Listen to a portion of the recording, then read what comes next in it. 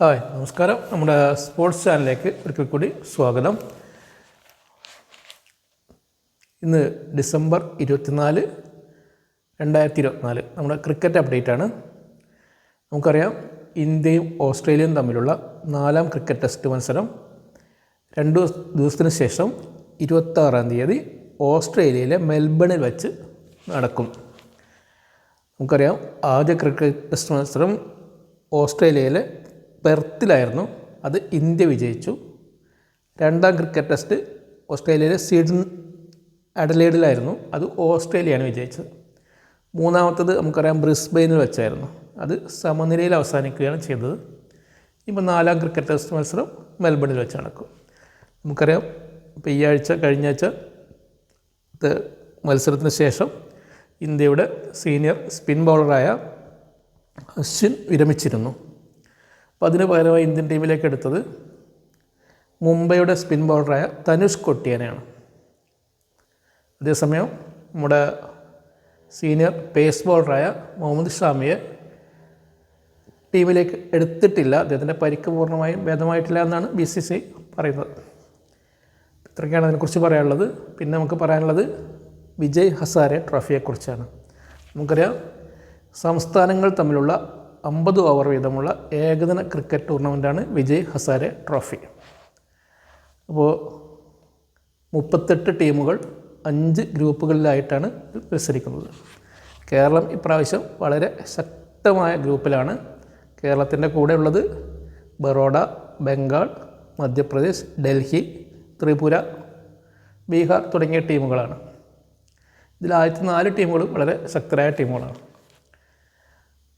ഇന്നലെ കേരളം ബറോഡയുമായിട്ടായിരുന്നു മത്സരം. കേരളം അതിൽ പരാജയപ്പെടുകയാണ് ചെയ്തത്. ആദ്യം ബാറ്റ് ചെയ്ത ബറോഡ 4 വിക്കറ്റിന് 403 റൺസാണ് എടുത്തത്. മറുപടിയായി കേരളം 341 റൺസ് എടുക്കുന്നതിൽ എല്ലാവരും പുറത്തായി. നമുക്കറിയാം, കേരളത്തിൻ്റെ പ്രധാനപ്പെട്ട താരങ്ങൾ, നമുക്കറിയാം IPL വിവിധ ടീമുകൾക്ക് വേണ്ടി സെലക്ഷൻ കിട്ടിയ നമുക്കറിയാം സഞ്ജു സാംസൺ രാജസ്ഥാൻ്റെ ക്യാപ്റ്റനാണ്. അതുപോലെ വിഷ്ണു വിനോദിനെ, സച്ചിൻ ബേബിയൊക്കെ വിവിധ ടീമുകൾ പ്രാവശ്യം ലേലത്തിലെടുത്തിട്ടുണ്ട്. ആ 3 പേരും ഇല്ലാതെയാണ് പ്രാവശ്യം കേരളം ഈ ടൂർണമെൻറ്റിന് കളിക്കാനെത്തിയിട്ടുള്ളത്. അതുകൊണ്ട് തന്നെ യുവതാരങ്ങളാണ് ടീമിൽ കൂടുതലുള്ളത്. അപ്പോൾ കേരളത്തിന് വേണ്ടി ഇന്നലെ ഓപ്പൺ ചെയ്തത് രോഹൻ കുന്നുമ്മലിനോടൊപ്പം അഹമ്മദ് ഇമ്രാൻ എന്ന 18 വയസ്സുകാരനാണ്. അദ്ദേഹം അണ്ടർ 19 ടൂർണമെൻറ്റായ കൂച്ച് ബിഹാർ ട്രോഫിയിൽ കേരളത്തിൻ്റെ ക്യാപ്റ്റനായിരുന്നു. അദ്ദേഹം ഇന്നലെ മോശമാക്കിയിട്ടൊന്നുമില്ല. നമുക്കറിയാം, 53 റൺസ് എടുത്തിട്ടാണ് പുറത്തായത്. 52 ബോളിൽ 51 റൺസ് എടുത്തു. രോഹൻ കുന്നുമ്മൽ 65 റൺസും എടുത്തു. മുഹമ്മദ് അസറുദ്ദീൻ നമ്മുടെ വിക്കറ്റ് കീപ്പറാണ്. അദ്ദേഹം 58 ബോളിൽ 103 റൺസ് എടുത്താണ് സെഞ്ചുറി നേടിയിട്ടാണ് അദ്ദേഹം പുറത്തായത്. എങ്കിലും ഈ 3 പ്രകടനം കൊണ്ട് കേരളത്തിന് വിജയിക്കാനായില്ല. 341 റൺസ് എടുക്കുന്നതിന് എല്ലാവരും പുറത്തായി. ബറോഡയ്ക്ക് വേണ്ടി കൃണാൽ പാണ്ഡ്യ, അദ്ദേഹം നമുക്കറിയാം ഹർദിക് പാണ്ഡ്യയുടെ സഹോദരനാണ്, 80 റൺസ് എടുത്ത് പുറത്താവാതെ നിന്നു. അതോടൊപ്പം മറ്റൊരു താരം അവർക്ക് വേണ്ടി സെഞ്ചുറി നേടിയിട്ടുണ്ടായിരുന്നു.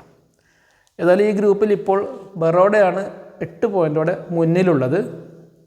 അതേസമയം ബംഗാൾ, ഡൽഹി, മധ്യപ്രദേശ്, ത്രിപുര തുടങ്ങിയ 4 ടീമുകൾക്കും 4 പോയിൻ്റ് വീതമുണ്ട്.